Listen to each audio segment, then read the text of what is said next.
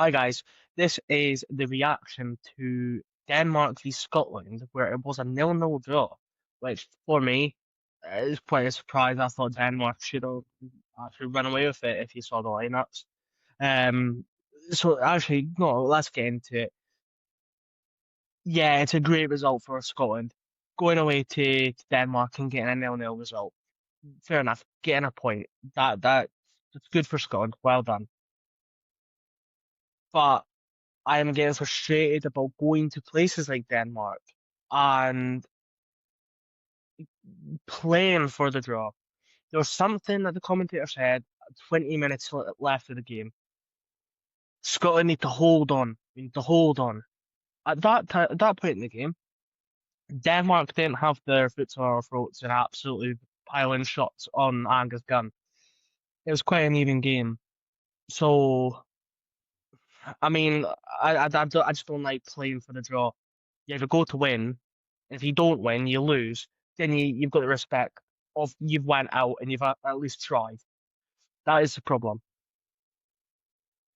Angus Gunn shouldn't be in goals. There was one point where in the commentary team even said he should be going out and claiming that. He should have the balls, he should have the voice to command his own box and get that ball. No, he's punched out for a throw in to Denmark, right on the edge of the box, causing more issues, more fucking stress on the defense. But he had a few good saves. You can't deny that.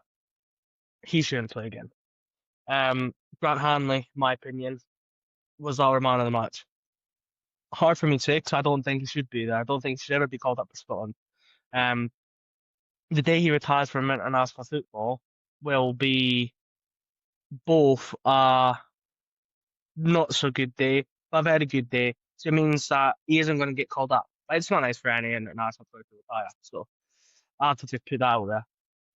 But he put his body, he blocked maybe about 4 or 5 shots. They were going towards Angus Gunn now. I wouldn't be fucking confident in him saving. But again, see, Angus Gunn. A fair play to Hanlon. He was our man of the match. That's what I have to say. Robertson was a bit quiet. Aaron Hickey, he's just coming back into full fitness, but he committed so many fouls. That yellow card is definitely a yellow card. Um, you know, no complaints there. Okay, John Shooter very quiet, but done what he needed to. Grant Hanlon was the best out of them. McTominay was good, but not quite at his creative best. He was moderately decent. Let's just say that.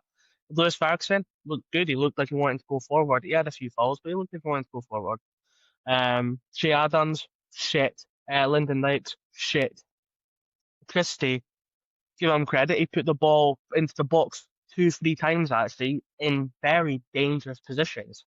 Where if you had the likes of the Hibs boy, I forgot his name. I literally have it here. Kieran Bowie. If you had him in that box, he's tapping in at the back post. As I keep saying, he has scored 2 goals out of 3 games. He's in goal scoring season for him. You know what I mean? Like he's there to score the goals for Hibs. Why is he not even coming off the bench for Scotland? Yeah, you have to put George Hurst in, which I don't mind. He's trying something new. Fantastic. But you put a through ball in the dying minutes of the game, and George Hurst hasn't got the pace to get there. And I don't think it was fatigue or anything. I just think he just didn't have the fucking pace. Bowie, he has got a bit of pace about him. He can get him behind. There was another one, Lyndon Knight. He's literally one-on-one. All he has to do is shake off that last defender, and it looked like he was running in slow motion. Lyndon Knight, you have done a lot for Scotland. You've scored good goals for us, meaningful goals for us. But please, please, please just give your spot up to somebody younger. Please. You're not playing well for club. You're not playing well for international duty. Why should you be picked? Um, and I think when Ben Doak came on, there was fun magic. He literally turns the defender inside out, goes along the corner line, or the goal line, sorry, I should say, and he gets a shot away. I think it was a shot, and it wasn't a deflection. I mean, we've got a corner from it, so we won't play. But still, it was that intent. We're missing that side the whole game. Ben Doak looks so good when he comes on for Scotland. He has that bit of passion, that bit of drive that he wants to get forward. Same as Lewis Ferguson. He gets his head up, he sees the space, he passes off to McTominay, he gets the 1-2, he's in there, he's making things happen, he's in between the lines. That's all we need. Lyndon Dykes isn't going to do that, but Shea Adams just kept fouling people and he just didn't seem very up for anything. I think the only thing I've seen him do was cling onto somebody's leg. There's so many players that could be in there, and I sent out a TikTok and somebody said, well, who's better than Shea Adams that we've got? If that is our argument, that we don't have anybody better than Shea Adams, then fuck me, Scotland's in a worse place than I thought. If no one is better than Shea Adams. England didn't even want him. England fucking gave him that's for free.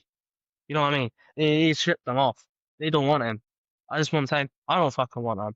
He might have scored a hat-trick against Liechtenstein, but come on. I mean, I'm fat as fuck, and I can go there and score. You know what I mean? Um, I, I'm not too sure, to be honest, with the way he goes. That boy that came on for Aaron Hickey, I forgot his name. I should check.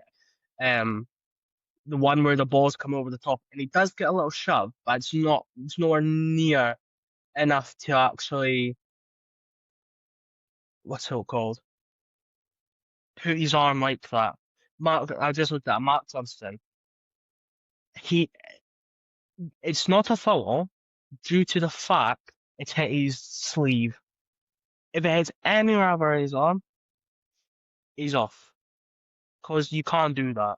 Even if you are getting pushed, the foul wasn't given for a push. It was you swinging your arm towards where the ball was. Don't do that. Don't even put yourself in a position like that. I don't think he was shoved. I think, yeah, he might be knocked off balance, but it's a 50-50. They're both in the air. It's not a foul in my opinion. Um, and for people saying it should be a red, it's not nowhere near red. As I say, go look up the rules. But if it's sleeve length and it hits the sleeve, it's not a foul. So in my opinion, fair play to that referee. He went to the monitor, and I don't have a clue what VR was showing him, but they're showing him for like a fucking bird's eye view from the fucking top tier of the stand. Like, how the fuck can you see if it hits anywhere near his arm on that fucking thing? So fair play to that referee for actually saying, look, no, that's not a foul.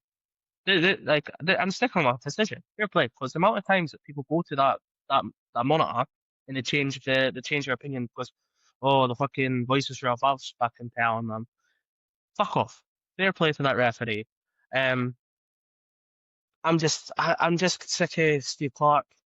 Um, even though Grant Harlan was our best player today, he shouldn't be picked for going forward. He does the basics moderately well. He doesn't do the basics fucking fantastically. Like, he just doesn't. And like, it frustrates me because I think Robertson likes to get forward, which is fantastic. Aaron Hickey likes to get forward too. So he's not got the pace anymore. He never really had the pace to begin with, but he doesn't have the pace to get back when the balls are flying over the top or whatever. So he's always going to commit fouls there. Then you have John Suter. Sometimes there's a liability. For Scotland, he hasn't been so far. So I can't say that about that. But for Rangers, he has been. Is it about time Grant Hanley just says, I'm not got the lives anymore, let's just give my spot to an up and comer? Maybe Ryan Porteous, or maybe we've already seen what he can do. I mean, he's just a younger Grant Hanley, to be honest. But you know what? We'll go to Denmark. We'll take the draw. Saka will get beat 2-0. Not gonna lie, I didn't think we'd score, and we didn't. But I didn't think we'd even have a hope in hell of creating any opportunities. With the likes of Damsgaard, Hoyland on the bench, Christensen, fucking Joachim Andersen, even Kasper Schmeichel in goal. If he made a good save with Stomach Tomley's shot. But it's one of those. You go to Denmark to get the point. Better than what I thought. It's better than what most people thought, if I'm being honest. And then we go off to Belarus on Monday, which I believe it is behind closed doors. So I'm going to give a wee small preview. We'll probably do another preview on that on the Belarus game anyway. I reckon we'll win 3-0. I know I've just mentioned Angus Gunn and stuff. Take Angus Gunn out goals, will probably get clean sheets galore. But Belarus, I mean, I don't even know their last game. Let's have a look what I've got here. Um, they just got pumped 5-1 off of Greece, and we well in one of the games gave Greece quite a good game. The other game not so much. Um, don't see why we don't go off to Belarus. We were good behind closed doors in COVID. Why can't we do it now? I think that's it. The score prediction might change from now until then. It could be injuries, could be new players brought in. So that's why I'm going with that. But the main points, Grant Hanley was our best player, which was our centre back, which was mental. Lorizio was our best player because he put his body in the way. Let's be honest here. Christie was decent, wasn't brilliant. Shea Adams and Lyndon Dykes should not play against Belarus, but even though Shea Adams definitely flipped them well because Steve Clarke absolutely loves him rotten for whatever reason. Scott McTominay, I'd maybe give him a bit of a rest, to be honest. He did take a nasty one. He did continue to play, but he took a nasty one. You don't want him injured for the remainder of the duration of the qualifiers. So that'd be a very big miss. But yeah, no, you go off to Copenhagen, you expect you're going to get beat. We didn't. It's, yeah, these are the results that are keeping Steve Clarke in the job, unfortunately. Even though I want Scotland to win, I don't want Steve Clarke in our job. So yeah, roll on Belarus. That's all I say. Yeah, go check out our TikTok. We try and post there daily, and I'll see you next time for the preview. Preview? Preview. Jesus, it's been a long game.